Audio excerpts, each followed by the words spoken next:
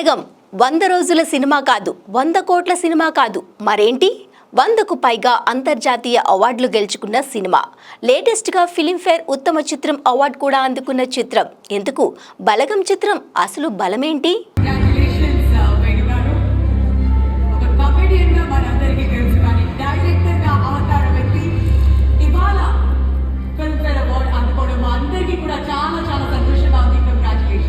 కొన్ని సినిమాలకు star cast బలం, ఇంకొన్ని సినిమాలకు భారీ బడ్జెట్ బలం, మరికొన్ని సినిమాలకు భారీ పబ్లిసిటీ బలం.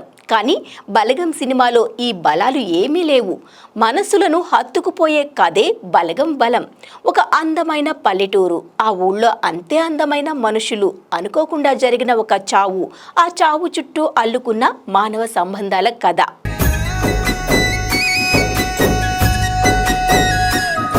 చిత్రం మొదట్లోనే ఆ ఊళ్ళో కొమరయ్య చనిపోతాడు. కానీ సినిమా అంతా ఆయన చుట్టూనే తిరుగుతుంది.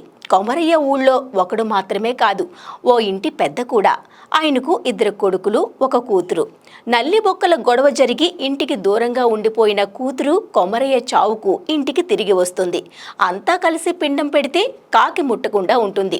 దానికి కారణాలు అన్వేషిస్తూ కుటుంబ సభ్యులంతా తమను తాము వెదుక్కునే పనిలో పడతారు. బలగం కథ ఒక కుటుంబ వ్యవస్థ కథ. కలిసి ఉంటే కలదు సుఖం అని చాటిన కథ. తెలంగాణ పల్లెతనానికి అద్దం పట్టిన కథ. మట్టి వాసనతో మనిషి తత్వాన్ని వెదికిపెట్టిన కథ. అన్నింటినీ మించి మన కథ.